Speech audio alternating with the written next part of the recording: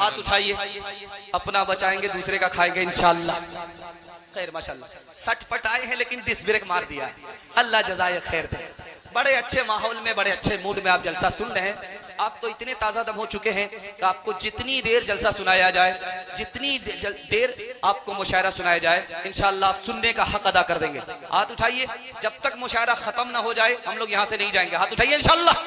बहुत खूबसूरत जलसा, जल्दी से निकल रहा, ध्यान से सुनिएगा।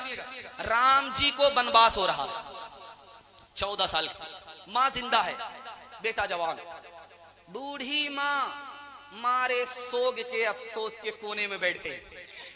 राम जी आशीर्वाद लेने के लिए आ रहे हैं, आंख से आंसू बहने लगे। याद आया अगर माँ ने आंख के आंसू देखा कलेजा फट जाए। जल्दी से कपड़ा लिया, आंख के आंसू को पूछा और माँ के पास आ गए। रामायण में लिखा है, माँ के पास आकर के कहा कि अम्मा आशीर्वाद दे दो। अपने बाप के हुक्म को पूरा करने के लिए जंगल जा रहे। माँ ने कहा बेटा मैं आम औरत नहीं हूं, मैं तुम्हारी माँ हूं, कोई आम औरत नहीं हूं।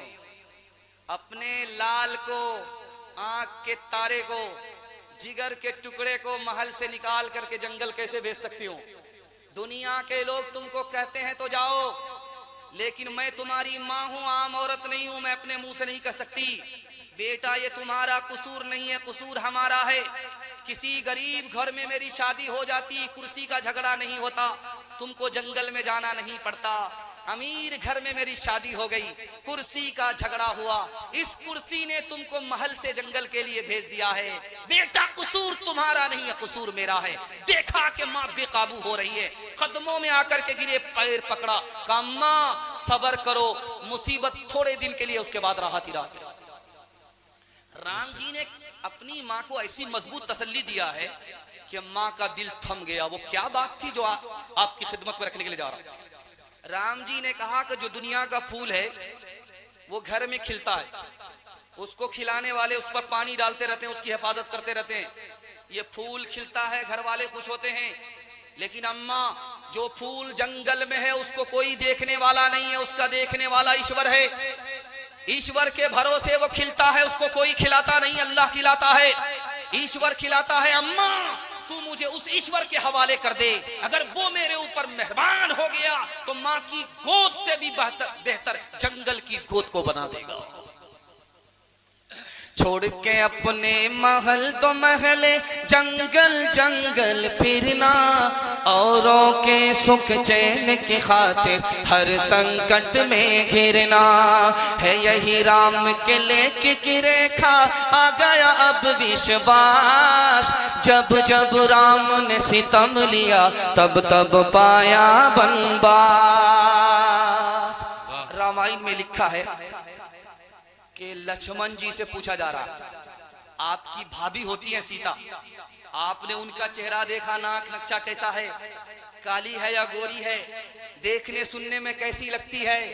देवर हैं, सफर में हजर में दोनों में देवर हैं। भाभी के बारे में पूछा गया रामायण में, उस खूबसूरत समाज का नक्शा खींचा गया है। भाभी के बारे में देवर से पूछा जा रहा है, नाक नक्शा बताओ कैसा नाक नक्शा था? तो लक्ष्मण जी कहते हैं यार वो तो घूंघट डाल करके चलती थी, चेहरा नजर नहीं आता था। इतने साल रहा, चेहरा नजर नहीं आया, चलते हुए मैंने सिर्फ पैर देखा है, पैर के अलावा कुछ नहीं देखा है। हिंदुस्तान के वजीर आजम थे, उनका नाम था मुरारजी भाई देसाई। वो सोमनाथ के ट्रस्टी थे। सोमनाथ के बगल में एक मस्जिद थी, वीरान थी। मुसलमानों के पास आकर के हाथ जोड़ करके कहा, मुसलमानों मुझे एक इमाम दे दो, एक मौजिन दे दो, जेब से तनख्वाह मैं दूंगा, इमाम तुम्हारा रहेगा, तुम्हारी मस्जिद होगी, तुम्हारी मस्जिद आबाद करेगा, तुम्हारा मौजिन होगा, लेकिन तनख्वाह मैं अपनी जेब से दूंगा। मैं नहीं चाहता हूं कि इस मुल्क में जो हिंदू मुसलमान का है, मंदिर का दरवाजा खुला रहे, मस्जिद का दरवाजा बंद हो जाए। इस देश में हिंदू ना मुसलमान है बाबा, सच पूछो तो हर आदमी इंसान है बाबा। शंकर भी यहाँ राम भी और कृष्ण ये बोले, हर शख्स का बसे की भगवान है बाबा। लक्ष्मण ने कभी सीता का लीलार न देखा, मजहब के परखने की ये पहचान है बाबा। धर्म मेरा इस्लाम है, भारत जन्म स्थान, वजू करूं अजमेर में, काशी में अशनान, काशी में अशनान। मुसलमान हो जात का हूँ भारत की धूल, आंखें मेरी राम है, हृदय मेरा रसूल, हृदय मेरा रसूल। भाव सभाव के पाठ में अक्षर अनमोल, नबी मेरा इतिहास है, कृष्ण मेरा भूगोल, कृष्ण मेरा भूगोल। हाथ उठाइए, मस्जिद को सजदे से आबाद करेंगे, चंदे से आबाद करेंगे इंशाअल्लाह। ध्यान से सुनिएगा, जल्दी से निकल जाएगा। आखिरी पैगाम हिंदू मुसलमान के हवाले से। आप जितना पुराना मंदिर है हिंदुस्तान में उसको देखिए और अपनी मस्जिद को देखिए, दोनों का रुख एक है। अगर मस्जिद पश्चिम की तरफ है तो मंदिर भी पश्चिम की तरफ है। 80% मंदिर इस हिंदुस्तान में मस्जिद के रुख पर है। मस्जिद का रुख जिधर है उधर मंदिर का रुख है। उससे भी हैरत अंगेज बात आपको बताने के लिए जा रहा हूं। ध्यान इधर ध्यान दीजिएगा, सुनिएगा, जल्दी से निकल जाएगा। मुसलमानों का जो जनाजा रखा रहता है तो उत्तर की तरफ सर होता है, दक्षिण की तरफ पैर होता है। मुसलमानों के जनाजे को आप देखिए, उत्तर की तरफ सर रहेगा, दक्षिण की तरफ पैर। और मरघट जाइए, शमशान जाइए, वहां गैर मुस्लिमों के चिता को देखिए, उसका सर भी उत्तर रहता है, पैर दक्षिण होता है। तीसरा फर्क दिखाने के लिए जा रहा हूं, बहुत ध्यान से इसको सुनिएगा। मुसलमान जब हज पे जाता है तो बगैर सिला हुआ कपड़ा पहनता है, जब गैर मुस्लिम तीरथ पर जाता है तो बगैर सिला हुआ कपड़ा पहनता है। वो तीरथ पर गया कपड़ा वही, ये हज पर गया कपड़ा वही, सिला हुआ कपड़ा वो भी नहीं पहनता, सिला हुआ कपड़ा ये भी नहीं पहनता। चौथी बात दिखाने के लिए जा रहा हूं, हमारे यहाँ जब बच्चा 7 दिन का हो गया अकीका होगा, 14 दिन का हो गया अकीका होगा, 21 दिन का हो गया अकीका होगा, बालिग होने से पहले अकीका होगा। अकीका में तरीका क्या है? उसके सर के बाल को मूड़ा जाता है और उसके नाम पर जानवर ज़बह होता है, रिश्तेदार को बुला करके दावत खिलाई जाती है। गैर मुस्लिमों के यहाँ नामकरण संस्कार है। जब उसके बच्चे का नामकरण संस्कार होता है तो उनके सर के बाल को मूड़ा जाता है और रिश्तेदार को बुला करके दावत खिलाई जाती है। अभी मुशायरा होने वाला है, हिंदी और उर्दू की मिठास दिखाने के लिए जा रहा है। हिंदी की कहावत मुसलमान के घर में मशहूर और उर्दू की कहावत गैर मुस्लिमों के घर में मशहूर। कैसे दिखाने के लिए जा रहा हूं? मुसलमान को जब हिचकी आती है तो दूसरा मुसलमान जो बगल में बैठा रहता है वो क्या बोलता है? यार तुमको कोई याद कर रहा है, ये नालायक खुदा रसूल को भुलाए बैठा है, इसको कौन याद करेगा?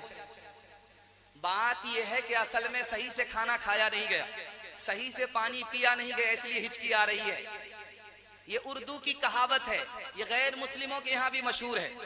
वक्त बर्बाद करता रहता हूँ, रोज फरियाद करता रहता हूँ, हिचकियाँ तुझको आ रही होंगी, मैं तुम्हें याद करता रहता हूँ, मैं तुम्हें याद करता रहता हूँ। हिंदी कहावत मुसलमानों के यहाँ मशहूर। कैसे?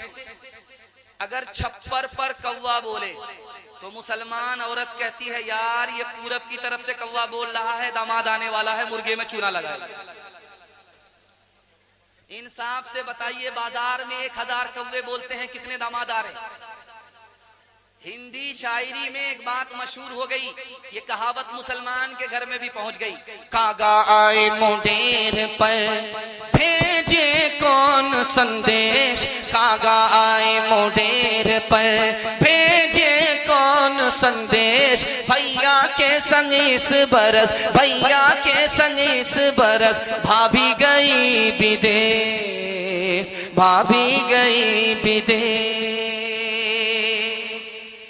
जबान को मशहूर करने वाले मुसलमान, मुसलमानों ने हिंदी को अपनी जबान समझा। चूंकि ये हिंदुस्तान की जबान है, हिंदुस्तान सबका है, हिंदू मुसलमान सबका है। उसकी जिंदा मिसाल अमीर खुसरू है। अमीर खुसरू मुसलमान होकर के हिंदी जबान के शायर है।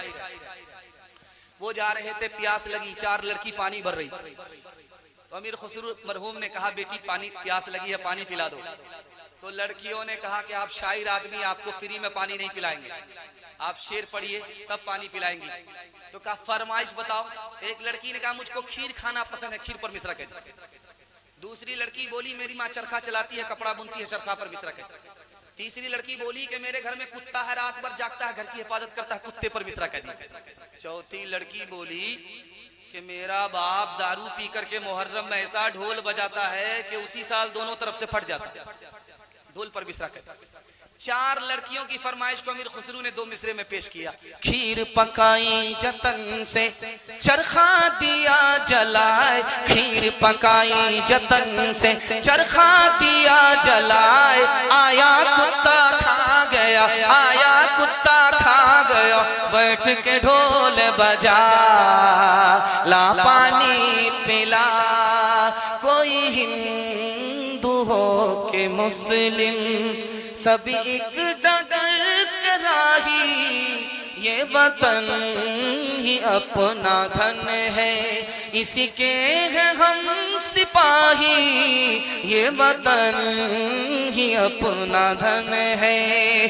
कोई हिंदू हो के मुस्लिम, सभी के डगर के राही, ये वतन ही अपना धन है, इसी के हैं हम सिपाही, रहे साथ साथ जब तक तो बरस रहा था सोना, जहां हम अलग हुए हैं वहीं आ गई तबाही, जहां हम अलग हुए हैं।